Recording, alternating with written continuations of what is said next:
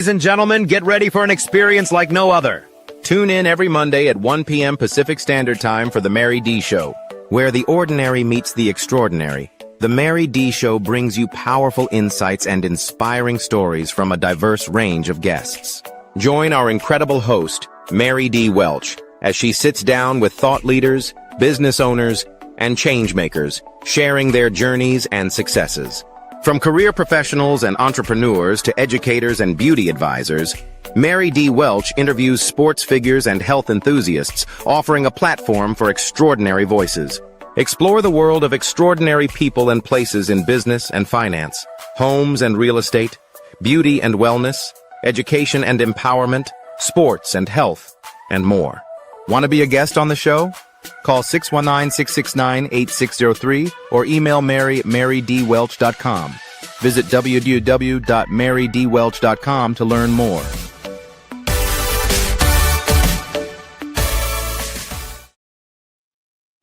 Hello, everybody, and welcome to the Mary D. Show. Welcome back. Remember I said that about it being a week, it just flies by. Well, here we are. We're at another week. I can't believe it. We are not quite halfway through July. We're almost like through July, kind of. I think Wednesday will be the halfway point. But still, welcome to the Mary D. Show. I like to say, since I won't be able to say this on Wednesday, happy birthday, Bradley. Bradley is my number one son. Now, for those of you that know me, that every single son is a number one son. For those of you that all of them, ever since they were little, I call them all my number one sons.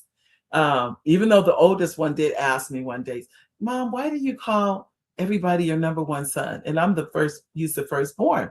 And I said, I'm going to be honest with you, son, because they could feel some kind of way. If, let's say I just called you number one, how would they feel? You know, they could just be feeling like, okay, just because he's born first, he's called number one. And so what are we called? What are we? And I said, I knew from day one. And then plus, remember, I'm an oldest. So I understood that if you're not the oldest, you could feel some kind of way just because you're not the oldest. So that's another reason I did it. So anyway, happy birthday, son. Love you. That's Bradley. And I could tell you his nickname, but I don't know if he wanted me to say that. But anyway, yeah, I'm just thankful and grateful. All of them are now in their 40s. I cannot believe that, but they are. All of these boys are in their 40s. We did lose one, so we just now it's 3 sons and 1 daughter. So, but anyway, ladies and gentlemen, thank you for taking time out of your day to be at the Mary D. Show. We are back again. I'd like to, before I get going, I'd like to thank you, our executive producer. Hi, babe. Oliver's in the background, as you all know. I'm telling you, he stepped up today, ladies and gentlemen. We were having technical difficulties. Swoop, Oliver came right on in, brought his laptop, and let's get the thing going here. So just so you know, it is a team effort. I tell anybody, you need a team. I don't care what it is that you're doing. I don't care. You need a team. You need people who have your back no matter what. That is so important. Whether it's family members, whether it's your friends, doesn't matter, but you need a team.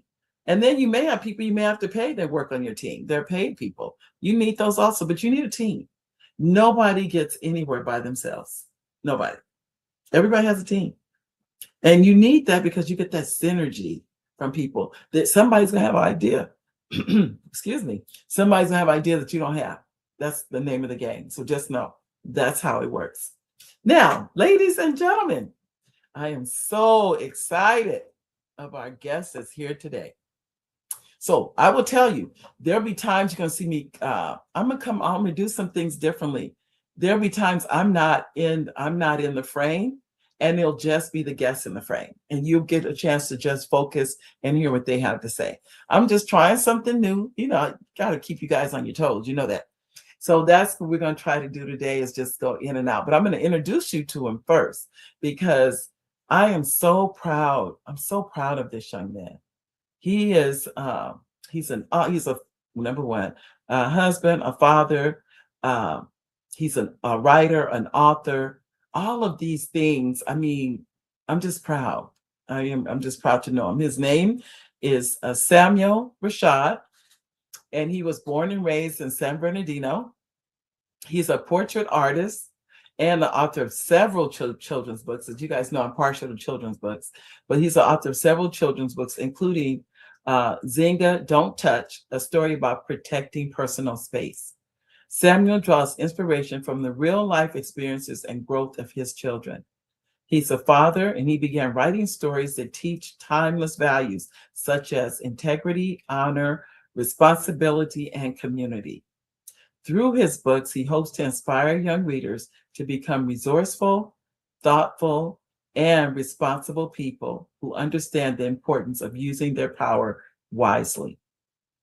His work combines heartfelt storytelling with a deep commitment to character, personal growth, and family. Ladies and gentlemen, I'd like to bring to the stage the one and only Samuel Rashad. Hello, Samuel. Oh, did your sound? Can you hear me? Hey, how you doing? I'm I'm great. fine. Can you hear my sound okay? Can you hear me? Oh, you can't hear I me? just heard you. I Oh, heard you hold say on. you hear me. Hold on. Yes, yes, Okay, yes. I'm I gonna come appreciate you out and see bringing if me that on. helps. I'm very grateful to be here. Oh, you're welcome. We're very honored to have you. I'd like for you to introduce yourself to the audience and tell them about your books and how did you start? How did it all begin for you?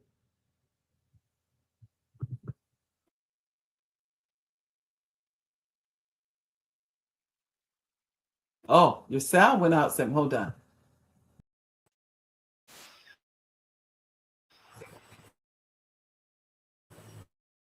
Can you hear me now?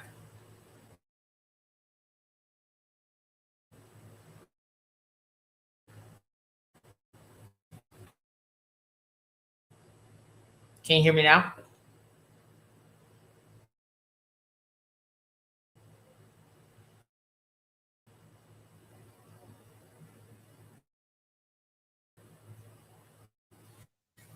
Can you hear me? Can you hear me now? All right, so I'm gonna tell you guys Yes. about myself. I'm Samuel Rashad. Oh, there We can hear you. you go.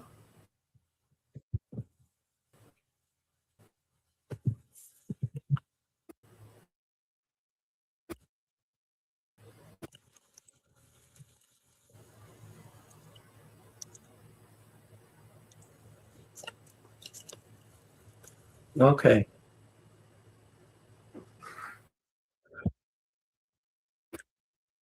Let's see.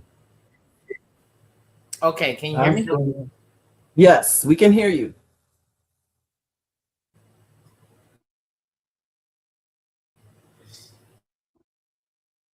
Can you hear me?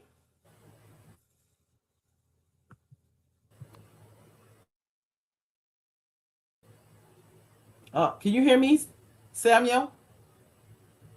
I don't think he can hear me. Hold on, ladies and gentlemen. We were having technical problems before the show. So just so you know, ladies and gentlemen, we've been struggling with this sound. I'm trying to get in touch with StreamYard to find out what it is that what's causing this. So it's not anything he's doing. I don't think it's anything I'm doing. I think it's just we're just having problems. I think that's what it is. Uh, I don't know what is going on. Hmm. I believe we should be Because you're going in and out. I just good. had StreamYard. I just sent them a message and let them know we're Good. having help. I mean, we need help Can because you hear this is we can hear you, me now? but I don't think you can hear me.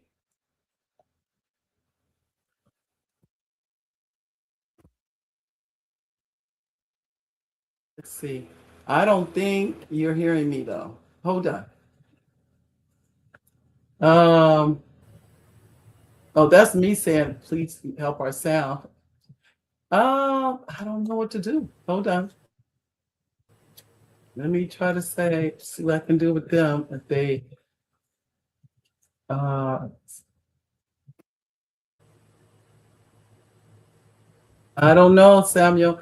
We may have to come back and do the show because we're having technical problems. I'm sorry, ladies and gentlemen, but this is, I don't think he can even hear me.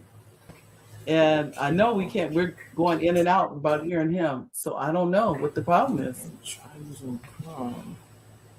No. Samuel, can you hear me? No, this is not, we're not going to be able to make this. I'm trying to let StreamYard know that we are having problems. He can't hear. That's why he can't hear me. He just went out. Oh my. So, ladies and gentlemen, let me say this. I don't know what we're going to do. He's still there?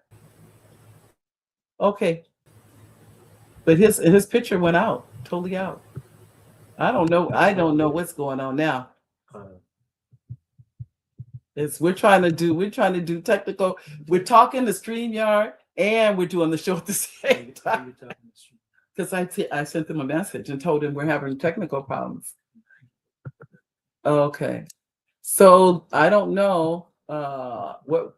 Okay, here he comes. He's coming back in. Let's see. I'm gonna use my. Can you hear me now? Yes, But it's still glitching. Okay. Are you on your phone or on the computer? my phone to see if that makes it better. Okay, let's try the phone. Yes, I'm on the phone now. Oh, you're on the phone now. Okay. Yeah, I was on the computer, but I just switched to my phone to see if that makes everything better. It seems like it must, because you can hear me? Yes, I can. Very clear. Okay, good. Now you can tell the audience about yourself. All right. So yeah, my name is Samuel Rashad. I'm from San Bernardino, California, born and raised. I'm a father. I'm a husband. I'm an author. And I'm also an artist, a portrait artist. I paint. And I got inspired to write children's books when I started having children. What? Now, did you do the illustrations in your book? No, actually, so I am an artist, but to do those illustrations, it would take me a long time to do that. So I figured out a way to hack AI. What I do is, because I try to use word prompts like everyone else, but because I'm an artist, I'm able to draw little sketches. And when I sketch the cartoon with the right clothes on that it has, and with the look that I want it to have, I can upload it to AI, and then AI will give it back to me in a like way better fashion, obviously, and it'll come out really good, and it'll be done really fast, as opposed to if I was just doing it myself, you know. All right. Well, I could tell, and I'd like for you to do before we get going, though. I see we have comments. Our audience, thank you for just hanging in there with us. And this is what I always tell people: technology is not perfect. It's just not. We have things, and I'm glad you switched to the phone too, so we can. I definitely didn't want to lose your show, but yeah, I'm just glad you did. We have Jazzy, and Jazzy is our beautiful niece. She lives in Atlanta. Hi, Jazzy. And she's here. She said, hello, Auntie. Hello, Uncle Oliver. There she goes. We put her on there. That's Jazzy. And then she knows that's Oliver. And she said, they said, is this Cherry? Hi, Cherry. How are you, sweetheart? I haven't seen you in a minute. And this is the KOS project. Now, I don't know what the KOS project is. You guys, you have to help me with that. Yeah, that's a friend of mine, actually, Kevin White. He's an author as well. He's a children's book author, and he's also out of the Los Angeles, San Bernardino area as well. Oh, he's going to be here next week. Yeah, he's awesome. His game, Blackology, like Monopoly, no, not Ology, like Monopoly, Blackopoly. There you go, Blackopoly. He's coming next week. So, ladies and gentlemen, these two African American young Black men, I'm so proud of you guys. I really, really am. So, but I wanted to make sure we got our comments from our audience, and then Jazzy says, Thank you. He said, nice to meet you. Thank And you. then Cherry, what did you say, Cherry? You said a glitch in the matrix, girl. And I'm gonna tell you, I've learned this is just life. Some people get all flustered. I just kind of go, "What you gonna do?" This Right. is part of it's not perfect. It's just not perfect. You just kind of this is what I learned, and I'm sure many of you have too. You roll with it. You Yes. just roll with it. You Yes. don't worry about it. And if I'll talk, like I said, I'll talk to StreamYard at the end. But what can I do? But we have another comment. Please help ourselves. That was me. Tell me, I'm like, do something, people. But I don't. They didn't. I'm glad we now we know. Maybe it's switching to the phone is the issue. We hear you, but he's glitching. Okay, thank you, Cherry. Thank you. And Jazzy says, what'd you say?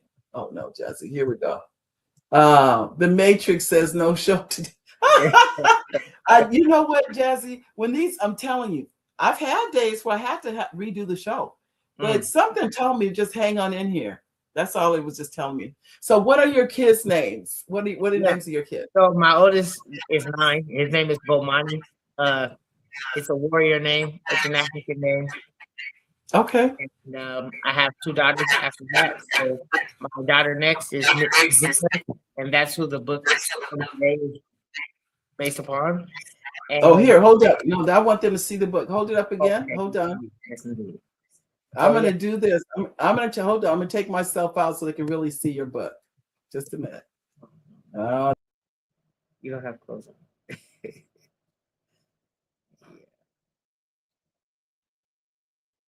All right. So this is my second oldest. Her name is Nzinga, and that's what I based this book upon. Her first book is about not talking to strangers, and her second book was about not picking up food off the floor and eating from it. But this book is about protecting her personal space. It's one of the most valuable lessons that you can teach a child. And then I have my youngest daughter. Her name is Ayira. It means worthy of respect. And she is 3 years old. So Nzinga's just turned 5, and my oldest is 9 years old. Not 8. He's 9. He just turned 9.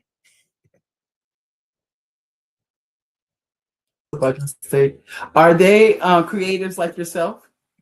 Oh, they're very creative. I always do like Home Depot workshops with them. I don't know if you guys know about the kids workshops at Home Depot on the first Saturday of every month. I do Home Depot workshops with them. We're really hands-on at home. We're always doing projects. And yeah, do you have to sign up? Do you have to sign up for those? Actually, you do. You didn't used to, but recently they started having people sign up for them. So yeah, but it is free though. It's free, and it's a pretty close. Home Depot workshop for kids. Yeah, kids workshop, Home Depot. I've never heard about it. Yeah, it's the first Saturday of every month, and it's different projects every time. Sometimes it's themed around what time of the year it is. Like sometimes it's holiday related, sometimes it's 4th of July related, but sometimes it's just very plain. Like the kids might make a birdhouse or something like that, and it's like a kit that's already created, but they can hammer it together, paint it, whatever paint they want to paint it, and put stickers on it. And Home Depot provides those things as well. So, and it's all free. It's free. Yeah, it's awesome too. Yeah. It's at every Home Depot. At every Home Depot on the first Saturday of every month. At about. I have never heard of this. Never heard of it. Yeah. No, I'm just sitting here going, wow, this is so good. And what ages do they start at? Oh, all kids, all ages. Kids all ages, you know. Sometimes you see toddlers in a parent's lap doing those projects. Yep. Wow. I love it. Yeah. And they get to take the project home after they make it. Yes, and Home Depot gives them like a little miniature certificate, certification at the end of each project as well. So, yeah. I love it. I'm just trying to think whose child can I borrow to go to that? No. Right. Yeah. That's wonderful. So the first Saturday of every month, what time does it start? I believe it starts at 9. It's from, I believe, 9 to 1 o'clock. I love this. I never heard of it till you told me just now. So this is the first. Well, maybe because I don't have any small children, that could be, but I just never heard of it. Any other freebies that we know of that you can tell us about? No, that's one of the primary ones right there. But I heard that Lowe's might have a similar program, and then it's not Costco, but there's some other, if it's Kroger or someone else has something food related, so they allow the kids to bake something. So Ooh, we need yeah, to find out. And it's you think it's also on the first Saturday? You're not probably sure? going to be the same time. They're gonna, yes, Okay. I just love this idea. That kids can go because kids love to do stuff like that. Like you said, hammer stuff or put something together. yeah, oh And they yeah. probably how many do usually sign up with, or are there when you go? I usually see about 20 or 30 kids, but because it spends between 9 and 1 p.m., you're gonna have Mhm. people coming in. It might take the kids 30 minutes to do their project or 40 minutes. Oh, They're out of there, mhm. and other kids are coming in. So people are continuously cycling through. Um, Right. yeah, until it's over. So But you know what I like about it? I did because they're giving back to the community. That's yes, really yes, what it is. It's a yeah, community. I just love it. I'm gonna borrow somebody's kid, so yeah, yeah.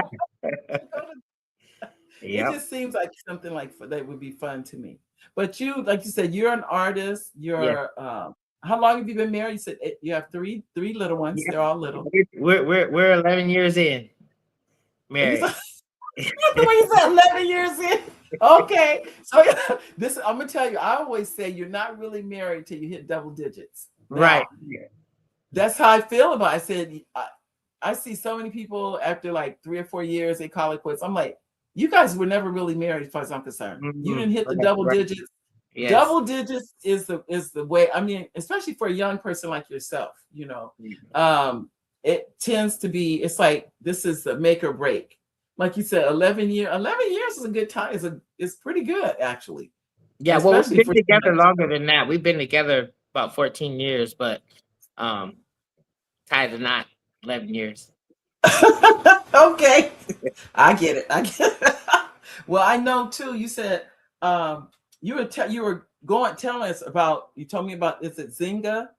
Oh Is yes. So the book. You want to go over the book now? I do. I want you because the book is so Yeah. relevant Yes. and it can be for boys or girls. Am I correct? Yes, it's for boys and girls. And it basically teaches them how to point out their personal space and Right. safeguard their personal space. So Right. I'll go into it a little bit so you guys can get familiar with it. So yeah, this book is titled Nzinga Don't Touch. Um, and I'm gonna read just a little bit off the back of the book so you can get a gist for what it's about. Every child deserves to grow up knowing that their body is their own, and that they have the right to say no. Um, with this book, children will learn how to say no firmly, respectfully, and what areas of their body are private, and what to do if someone tries to break the rules. And this book is a reminder to parents that you're your child's first defense. So, first line of defense. So, even if you're a parent, a caretaker, a grandparent, um, if you have young children around you, you should have this book so that you can instill these principles into them. Um, yeah, 1 in 4 girls and 1 in 20 boys experience sexual abuse by the time they reach adulthood. So this book is a guide of empowerment and safety for every family should have. I want to show you guys a couple of pages on the inside if you don't mind. So, and it's really colorful. All of my books are really colorful and they represent our community so that our kids can see themselves in the pages of the books that they're learning from. So as you can see right here, she goes to school and a boy tries to touch her hair without asking. And so she checks him on it. And then she goes home and tells her parents about it. And her parents tell her that there's other parts of your body that you want to safeguard as well. And there's a chart in here for the kids to get that lesson. And sometimes it might be appropriate, like if a doctor is giving you care or help, or if your parents are helping you wash up or clean up. But outside of that, you want to point, yell, kick, scream, and always tell somebody. And you should reassure the child that you're always going to believe them when they tell you something. And so this book, it's an ongoing conversation with the kids. it makes the conversation easier to have with them. Some parents don't know how to even start that conversation with the kids, but reading this book with them helps them have that conversation much easier. And you should have this conversation with them over and over again. Read the book, go through it over and over again, so that that information is instilled in them and they can draw on it whenever they might need to, or if ever they might need to. Hopefully they'll never have to go through anything where they have to defend their personal space. But if they do, they'll have this information available to them. I always tell people this book makes a good gift, like a birthday gift or any kind of gift, a Christmas gift, because sometimes you buy kids toys and those toys will be broken in a month or two, or they stop playing with it. But that information, it sticks with them long term. Wow. I think that is just wonderful, because we don't talk about things like that like I probably should. Yes. Especially at a young age. You really, because when you engage kids at a young age, Right. it sticks with them. It still sticks with them when you, as far as like I said, you talk about it. But too, I noticed your shirt. It says Fathers Advancing Dreams. Yes. So this What is that? close to my heart. So I came up with Fathers Advancing Dreams.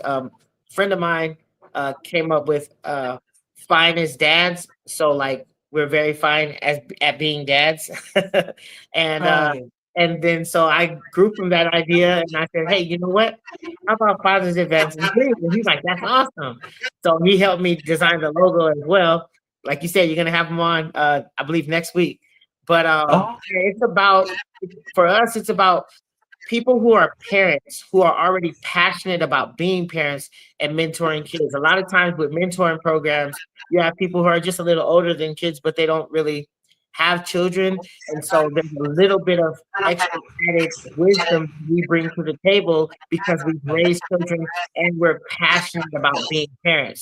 And so Fathers Advancing Dreams is a mentor program for kids, but for us who are already parents and passionate about being parents, we bring that extra knowledge base. So is it a nonprofit? It is going to be. Right now, we are just operating as is, But yeah, that's what. Good. I now, do you have to are you doing memberships? How are you? Is it a Facebook group? Or Instagram? How do you organize? Well, right now it's just the few strong dads that I'm tightly connected with. Like I said, my friend Kevin White, who's going to be on, and my brother, and another brother that we deal with as well. I don't know if you know the Dream Training Facility. Are you familiar with Dream Training Facility? I don't believe so. No, I don't think so. Yeah. So yeah, I've been partnering with brothers like that. Okay. Yeah. Okay. Well, I noticed the shirt and I was like, yeah. Normally if people come on like that, they're advertising. Yeah. And there's a little shameless self-promotion there, That's okay. I get it. That's that's the name of this game. Okay. That's the name of the game. You have to, the fact that you have it, I was just really impressed with that for sure. Thank you. Did you have before we go on to your next book, I want to make sure so we have a lot of comments here.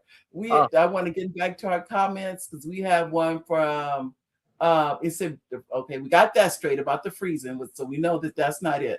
Let me see. It was another one I saw. Oh, they said, Cherry said, it's better. She said, it's much better. Thank you. Mm-hmm. And she said, too, you love Michael portrait in the back. Isn't that beautiful in the back? Thank you. I appreciate that. Actually, I'll talk a little bit about that.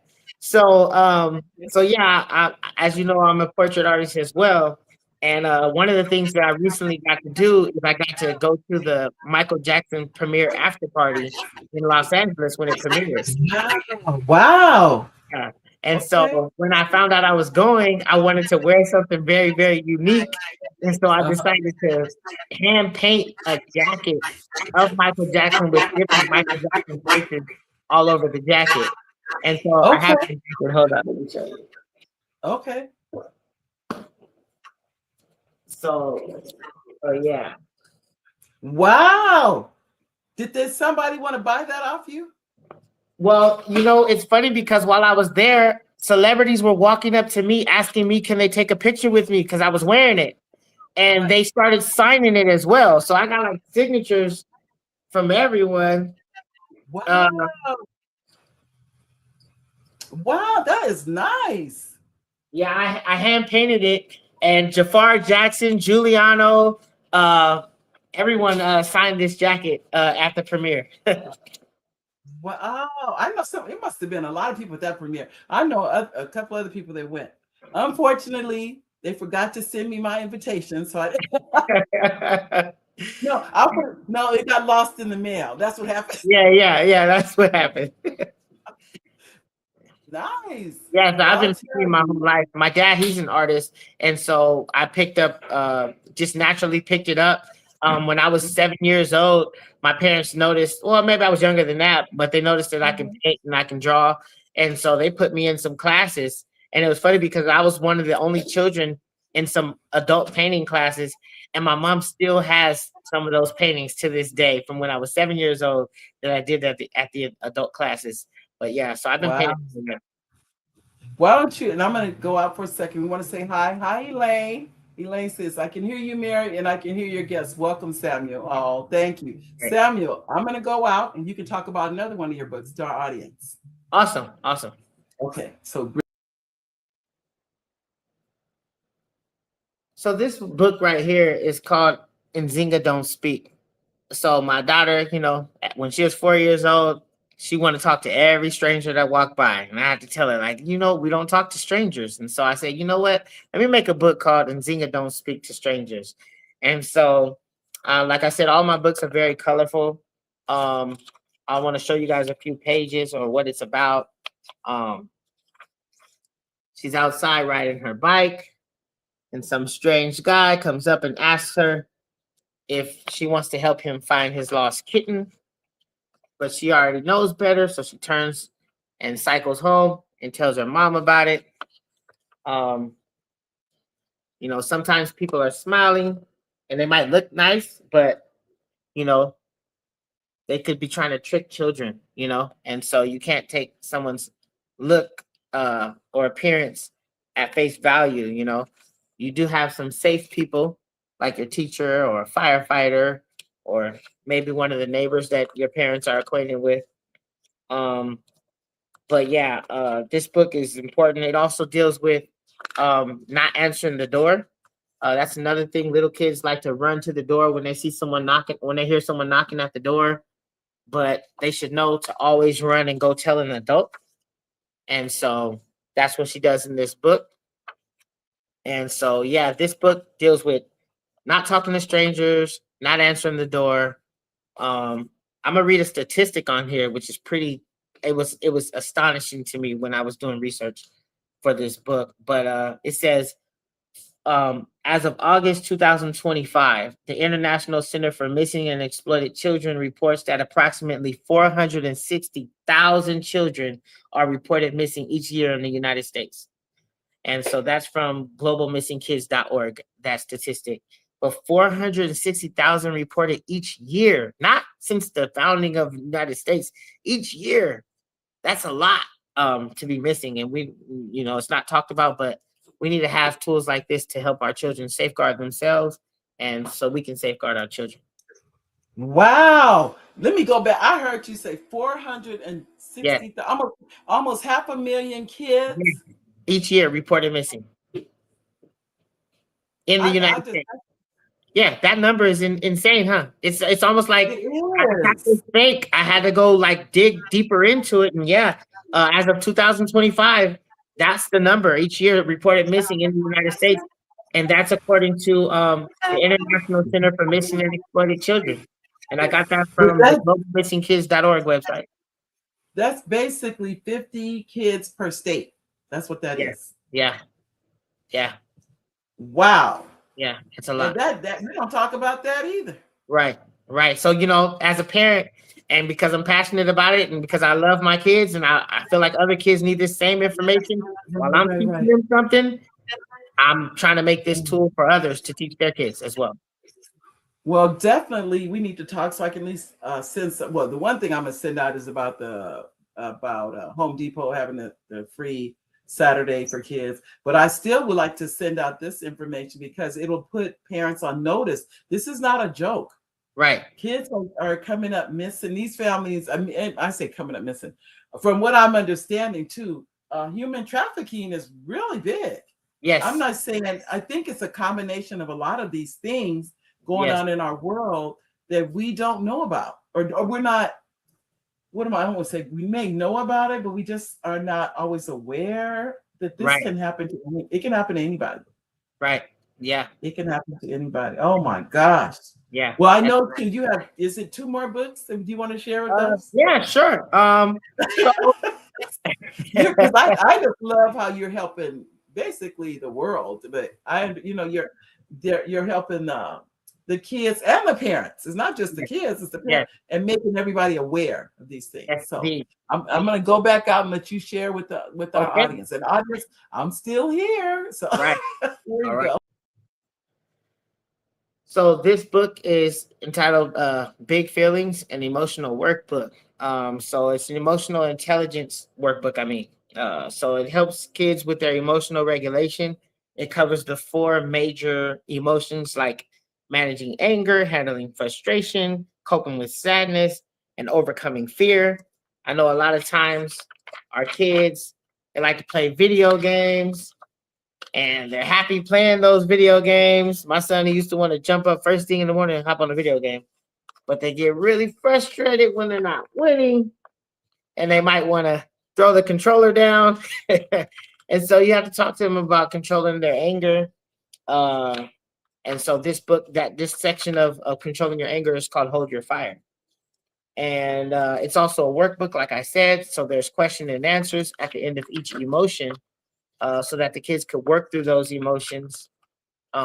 Same thing with about dealing with sadness.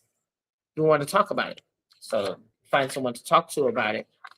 And again, there's a workbook at the end of that one. This one actually deals with an angry neighbor who yells at the kids when a ball goes into his yard, and it hurts the boy's feelings. And so he talks to his mother about it. This one is about finding a way through your fear. He's afraid to, and this is a true story. My son was really afraid of the water. He would not go past the first few steps.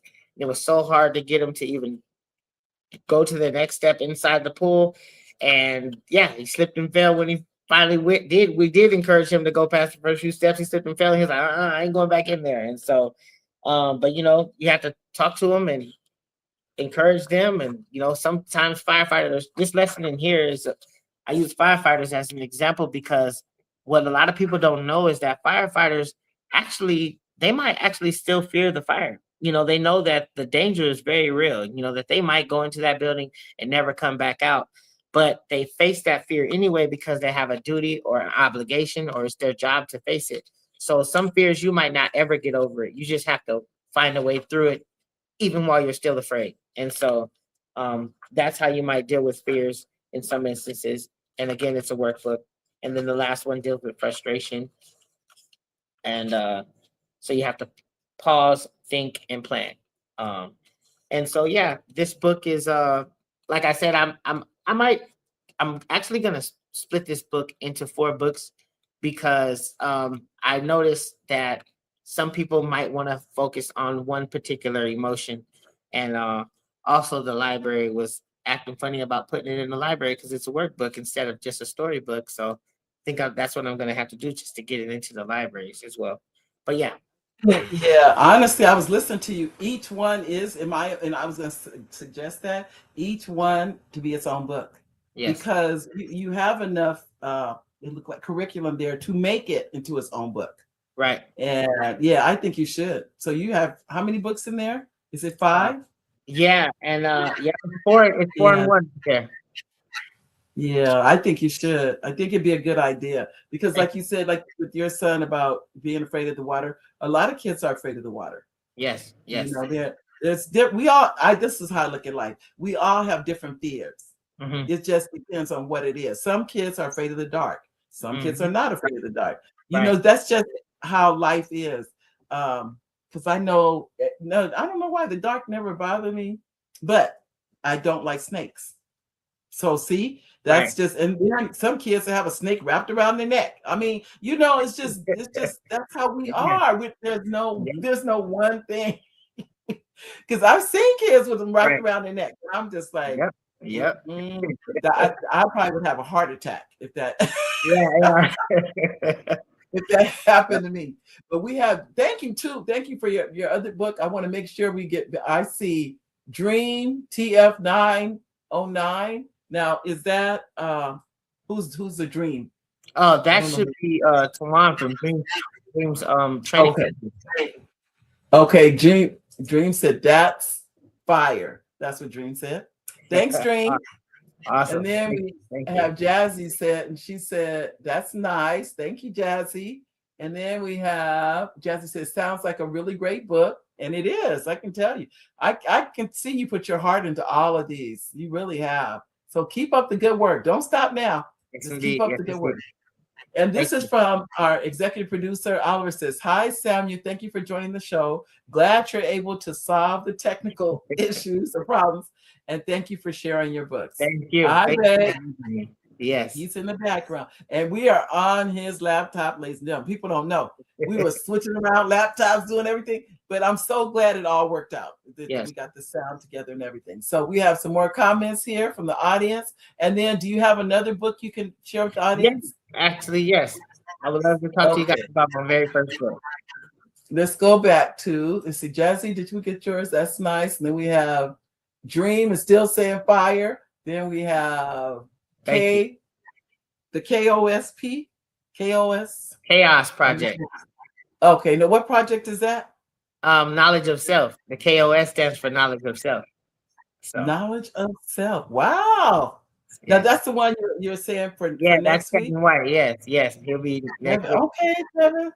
Well, he'll be here next week. He sent me a message today. So he'll be out next week.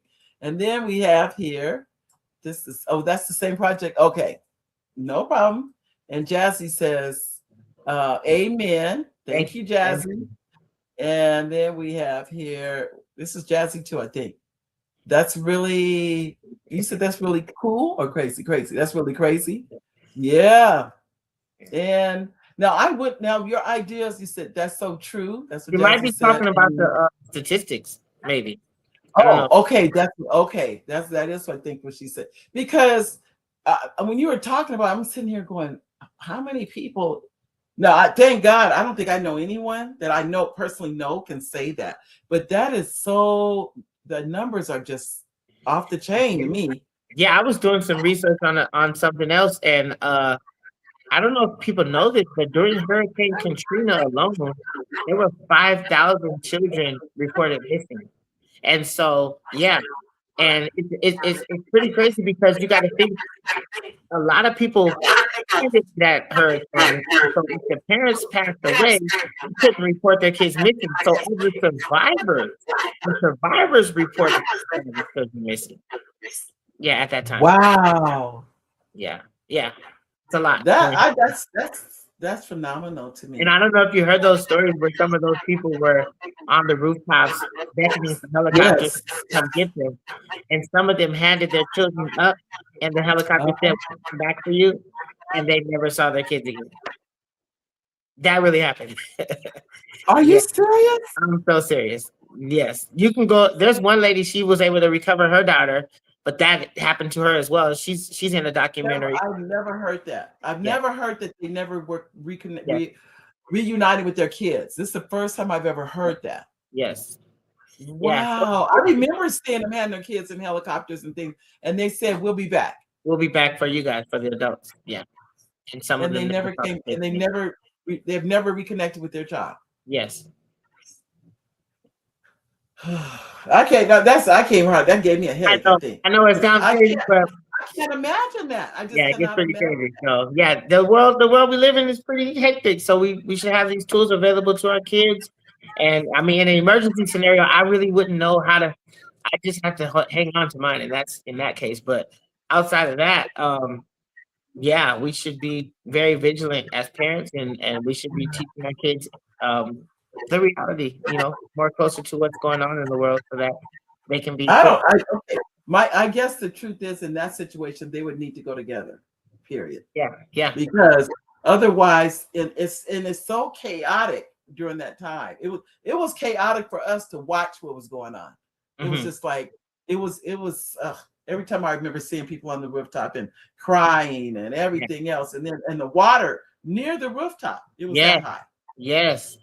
That's really high. Oh, Yeah, and imagine, like how easy it would be to get swept up with that flowing water like that. Get dragged under by some of the stuff underneath the surface of the water.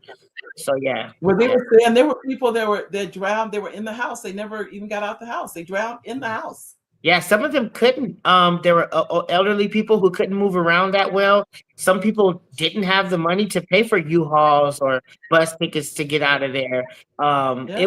There's a lot of factors that went into how people got trapped. And then there was like the flood came fast because when the levees broke, it wasn't like the water rose like this. It was just like you know, Wow.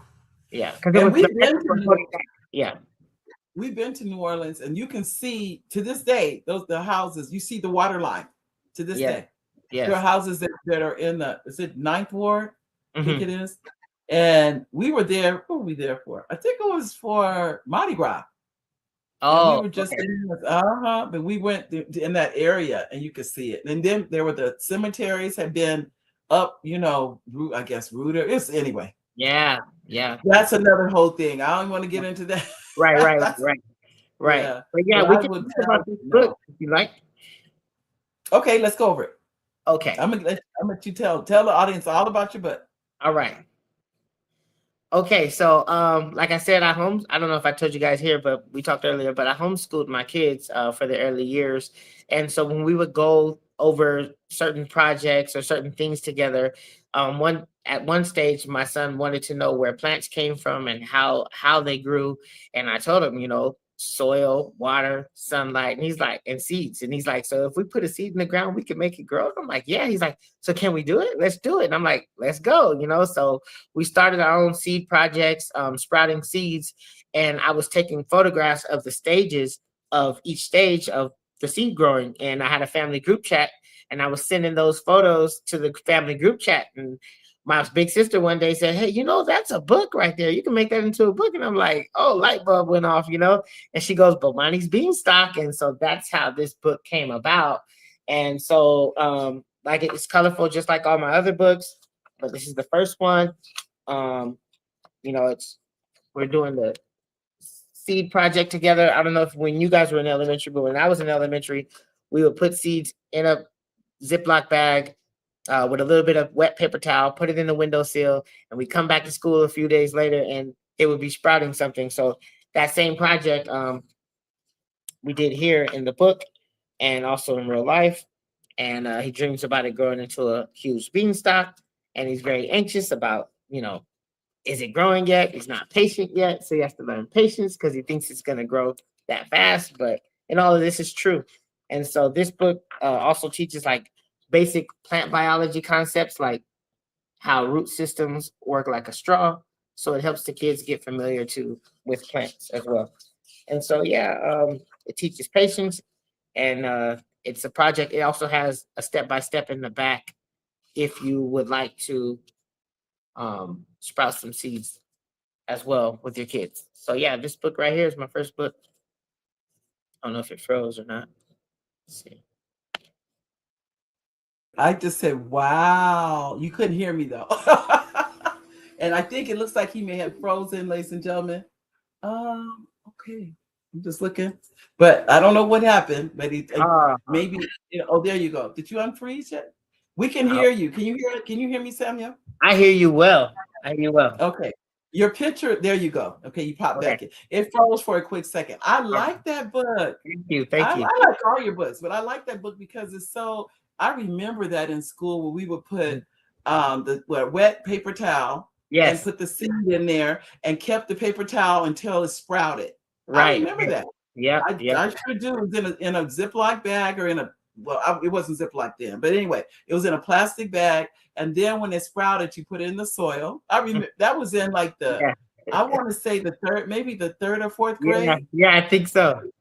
And they put it in egg cartons. That's how we started. They started the seedlings in egg cartons, but we had our name on it, so they knew which one belonged to which student. and Mhm. who overwatered or who. Right, right. I just remember all that's coming back to me as to it was so. And you're right, it did teach you patience Yes. because once somebody's seed sprouted up, everybody got excited for them. Yeah, That right. another thing we grew was avocado seeds. Hmm. Oh yeah, yeah. And we would put the toothpicks in the Toothpick avocado inside, seed yeah, and then put it in water. I still remember all that. yeah. And next thing you know, I was amazed at what growed avocado seed. I Hmm. was like, so those of you that have never tried these things, I don't remember. I just remember in elementary school doing them, doing Yep. that kind of thing about avocado seeds and seed and just starting a seed from Right. starting a plant from a seed. I remember Yeah. that. I don't remember starting. What's it called? Is it a creepy Charlie? Is that what it's called? I can't remember. The plant Yeah. where all you had to do was take a little leaf and Mhm. you would put it in the ground and it would spread. It would grow Oh, from there. okay. I can't remember, but I can tell you, I do remember the way you're doing it. I still remember Yes, that. indeed. Yes, indeed. Yes, indeed. And then, how did your son react when he saw it grow? He was elated. But like I said, at first he was very impatient. He went outside to go play when we first put it in there, and he played outside for 2 hours. Came back in. Is it growing yet? Is it ready? And so yeah, just that childlike curiosity and not know, Oh, the concept of time and things take time and care. But yeah, yeah. I just love it. Well, tell me, is because I'm just listening to your stories. What do you have on the horizon? What new story are you getting ready to write now? Actually, so I'm working on a teenage version of Black history, and it goes all the way back to ancient Africa and Wow. all the way up into the Americas. It addresses that there were some Black people who are here as well, um, Right. and that got here before Columbus, but um, the major portion of us who went through enslavement and Right. created this unique group that we are today. Right. That's what the book is mainly about. Like conceptually, if I can give you the concept, um, in ancient in ancient Nile Valley, a lot of African tribes worked together to create that civilization. And so these different tribes had different strengths. They might be very great at one particular thing. Some of them were great warriors, some of them were great agriculturalists, some of them studied the stars very well and whatnot. And so they had all of these great strengths, and they were able to create great civilization coming together and working together. And after spreading out across the continent after the fall of Nile Valley civilization, some of them still retained that knowledge that they had. And then uh, when the foreigners came in and abducted them and brought them to different parts of the United States, some went to like the Caribbean, some went to South Right. America, and some That's went right. to North America where we are. And but the way that enslavement happened, I don't know, am I frozen? Can you still hear me? I can still hear you, but you are Let me frozen. see But you can, we can hear you. if I can do something about that. Let me see. I don't know if that. Okay, am I back? Yeah. All right. Yes. So happened in the United States. In the United States, what happened is that our Oh, you're frozen. hey, when you start kicking that knowledge, and start freezing up. But no, so when our ancestors, different tribes, so I'll go to the Caribbean. In the Caribbean, they kept certain tribes together because they all spoke the same language. They felt that they would work better because they're able to cooperate with each other on those plantations speaking the same language. But in the United States, they had a different strategy. Their strategy was to break up the different tribes. And so what would happen is on one plantation, you might have all these different types of Africans on one single plantation who were forced to merge together, marry together. And so what ended up happening is you have this super group of Black people that came out of the American plantation system that's a little different from how it would have happened somewhere else. And then, these Black people also learned the ways of how to outsmart the people who had them captive and, learn some of their ways. And so, yeah. And so that's pretty much. So that's why you see a lot of this, in my opinion, why you see a lot of different great expressions of our gifts and talents in this one group, you know, because you see all Wow. a merger of all of these different um, gifted groups into one group on the plantation. I'm just listening to you because, and I do know, like you said, that the slave ship stopped it definitely in South America. Because if Yes. you go to South America, it's you can see what it the infusion. I think you can anyway. Mhm. When I we were there, we were in Brazil, and I could definitely see it. But what I noticed, this is what I noticed I, what I think I see. I'm just gonna say a personal observation is that the people were of smaller stature. Mhm. That's what I Mhm. noticed, and I don't know why that is. I noticed in, Brazil, they were I mean, they were not big people, as Right. opposed to when you come to United States, we Right. tend to be bigger people, and that's what and I don't know why. I just Right. noticed that about, Yeah, and we the tend to have a variety of looks as well. Whereas, you know, in some areas they kind of all look alike. You know, they do.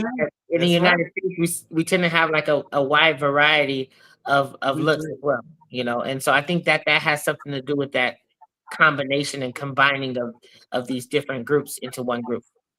It could be. I don't know the answer to that. I just know like I said, when I was there, I Yeah. just noticed that. And I kept thinking, because even when we got in the elevator, only like 3 people can fit in the elevator. That was Hmm. it. But Hmm. I said, the elevator is made for them, not for us, you know. Right. So it was made for a people of a smaller stature. I would say that. Hmm. That's what I noticed, which Yeah. is fine. Yeah, you made me think of something when you said that because I heard. Have you ever traveled to Europe? I've never traveled to Europe. Have you? I have been to Europe. Yes, And they say that their streets are so much smaller than ours. They're like tighter than they ours. are. So whereas They are. how we have huge SUVs and Suburbies and Cadillacs, they couldn't They fit don't. those vehicles on their streets out there. No, they are definitely designed for smaller vehicles. Mm, Everything is smaller over there, mm, by the way. right. The homes are smaller, the Yeah. apartments are small. Everything is smaller. That's what I'm saying. I don't know why. I don't know what is the rationale behind all these things, but there is something to it. But then Mm, and then if you go to I haven't been to Japan though, but uh-huh. from what I see, I've watched programs from Japan. They're very conscious of their space, very Mm, much so. They don't abuse it. Their space is smaller even than I saw in South America. It's a mhm. smaller use of space. That's what I know in Japan. But then Japan doesn't have a lot of space anyway, comparatively speaking. But anyway, but I just noticed these kind of things in different countries that it's just different. That's all it is. That's their country and this is our country and everybody's country, but anybody can be in the United States. But it's just a difference in cultures, I think. Right. I don't think I don't know that we cherish space as much as some countries do Mhm. because we have so much of it. You know what I mean? It's so Right. Right. even when you fly over the United States, I'm telling you, when you fly to the United States, you really get to see there is so much land right even Yes. now Yes. Yes. that you're like that's uninhabited. There's Right. nobody there. Right. And you know, when Like, you look at the history of like in Europe, there were these warring tribes over every little inch of land that they could, you know, if you watch movies like Braveheart, I think it was yes, Braveheart. Yeah. it is very It was like that. And so here in the United States, I'm sure when the settlers arrived, they were like, oh my gosh, look at all this land. So, you know, yeah, they were probably, they were probably very happy to get their hands on a lot of land like this. So yeah. that's true. That's true. But I'd love to have you back again, Samuel. I know we're out of time for today. Okay. We went way over last week. I don't know what was going on. But anyway, but Well, if I you would appreciate like, it. oh, we'd love to have you back again. If you have the time, if you can come back and share your books, any new books you may have, Yeah. any Yeah. of your interesting stories. Maybe one of your children can come on if you like to bring them on the show. Oh yes, yes. If they like to, that's up to you as a dad. If you think Yeah. that, is there a way anyone can get in touch with your on the shirt on your what's the name again? I forgot the Oh, name. Fathers Advancing Yeah. Dreams? Yes, Uh-huh. How do they get in touch with you? yes. You're frozen. Do you want me to put if somebody contacts me to give them, or you can give them your number? Why don't you give your Yes. number? Is that Yes. So, okay? yeah, my number is area code 909-504-5510. Feel free to text me at any time. Okay. Yep. You broke up on is it 909? Is it Yeah. 504? Yes. 504? Yeah. Okay, 5510. So, audience, if you'd like to get in touch with Samuel either for his books or for him to come and do a book signing for you or come to a book fair, give him a call at area code 909 504 5510. Yes. So Indeed. I want to thank you, Samuel, for coming on the show today. I love your books. I love all the things that you're doing. I'm so happy for you Thank and you so so much. proud of you. I Yes, really am. I appreciate you bringing me on. This was a great conversation, and I look forward to seeing you again. All righty. So, audience, that's our show for today. Thank you for being here, and we will be back next Monday with the Mary D Show. God bless each and every one of you. Thank you. All right. Bye-bye. Here we go.